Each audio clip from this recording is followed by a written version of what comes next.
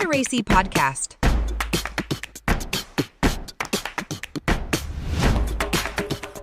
Welcome back to our podcast, LITERASE. Yeah. Hello. Today we have Gam and Ploy. Yeah. Apart from the last episode, Gam and Cream talk about two category, which is seasons and flower. Yes. So in this episode, me, Ploy, and Gam will talk about another two category, which is animal and natural resources. Okay. It sounds interesting, isn't it? We learn about semantics in every aspect from last episode, but this Yeah. episode also. Yeah. And there are many animals that are mentioned in literature. So, Gamble, have you ever heard of animal in literature? Yes. I've read like a dog in To Build a Fire by Jack London. The dog in To Build a Fire is like the opposite of a man. See, the man thinks that he got it or figure out the man can figure it out, relying on his smart and ignore the warning about how tough it is out there. But the dog, it's all about instinct. It know the dangers, like when to stay away from thin ice. The dog has survival skill. Oh yeah. Yes. Because the setting in the story is in like a winter Yes, season. winter right? season.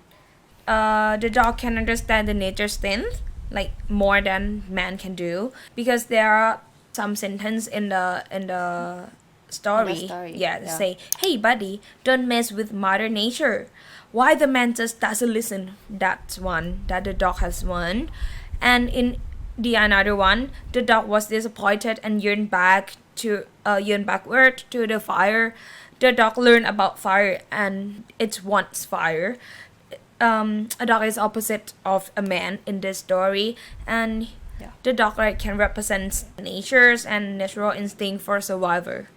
Apart from this, in many literature, animals are also mainly influenced in the context. Before I gonna deeply talk about this, I wanna ask you that if I talk about dog, what you think of?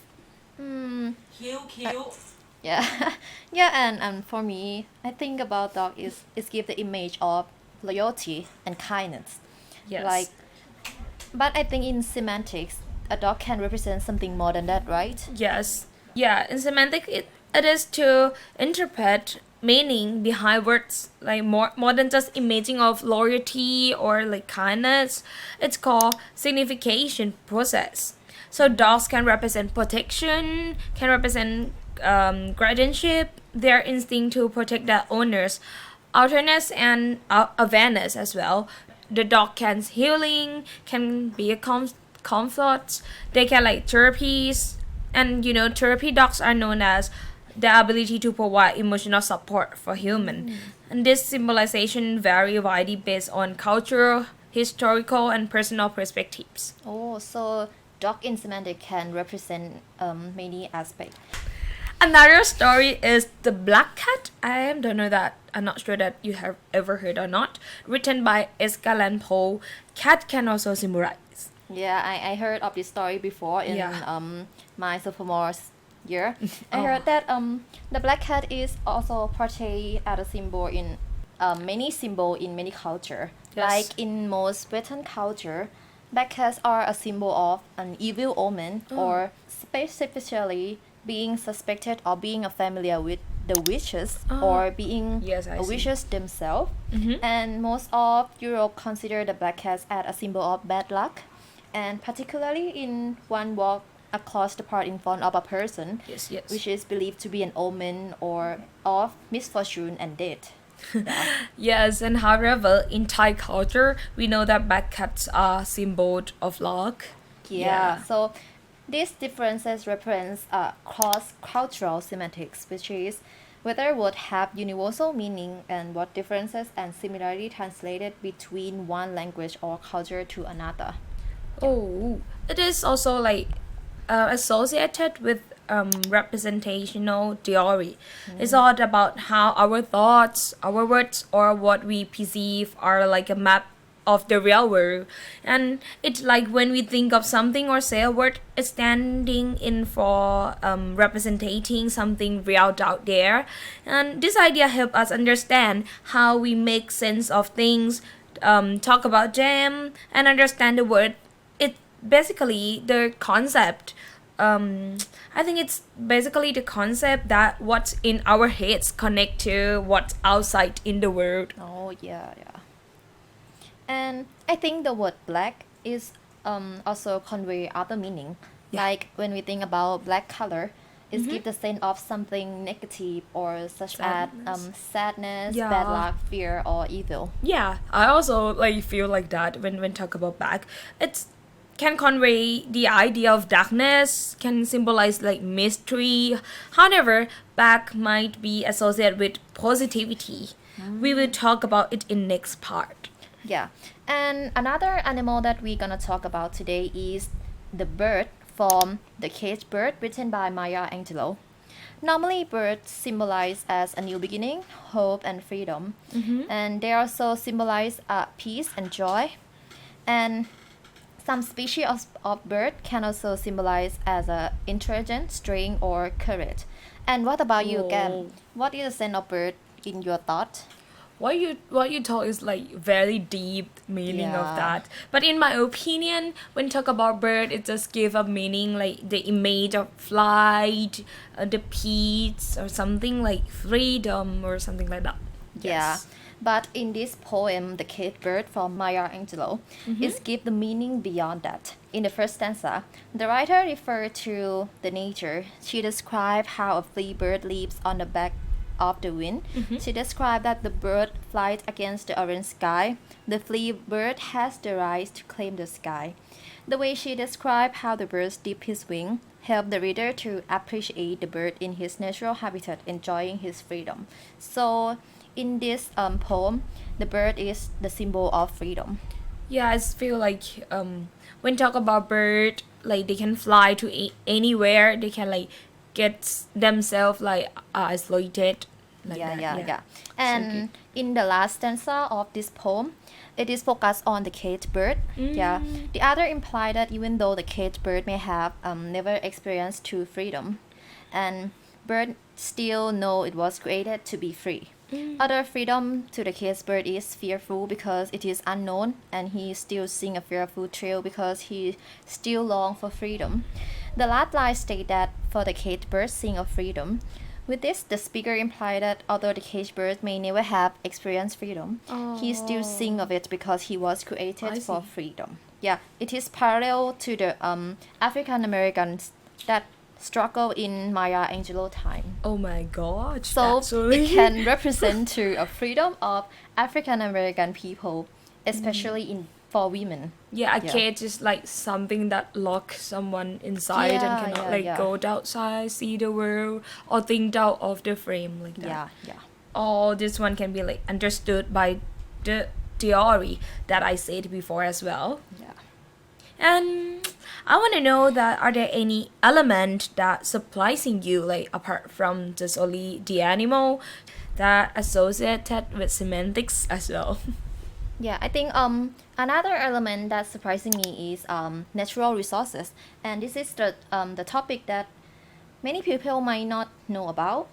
And natural resources is play an important role in literature. Yeah, Because that's it can symbolize as a major keyword in literature.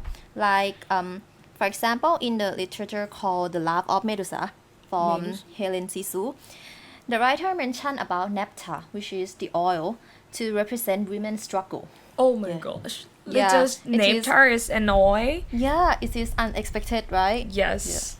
Yeah, this is like for me oil represent like a wealth or something valuable, like several countries, that are known that they are wealth because significant like reserve more and more oil, or they can like produce oil and export oil, so they're like symbolize something wealth for me. Yeah, something something valuable, Yes. right? Yeah. But in this poem, the writer addressed the rhetoric, writing on individuality and commanding women to use writing as the body as the source of power and inspiration.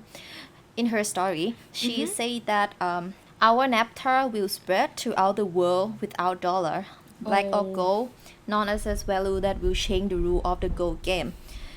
From this story, the root word of naphtha is come from the Egypt that refer to the other. Like in the past, women is considered as the outer circle.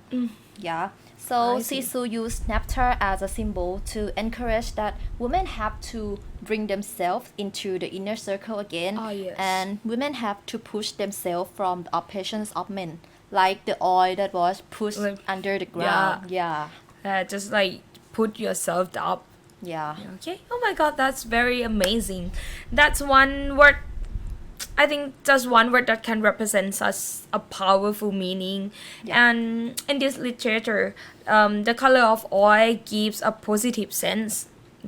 From the black color gives a sense Negative. of bad, negative one, bad luck or mystery. However, in this poem, black give a sense of like seriousness, a power, and a strength. So it's like more positive. Yes, very positive. And I think there's another literature that use nature resources as symbolism.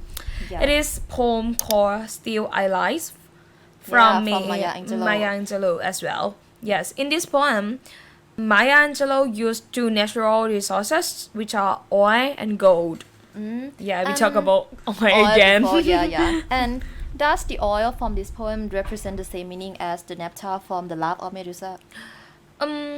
Let's say quite similar. Both are written by African American women.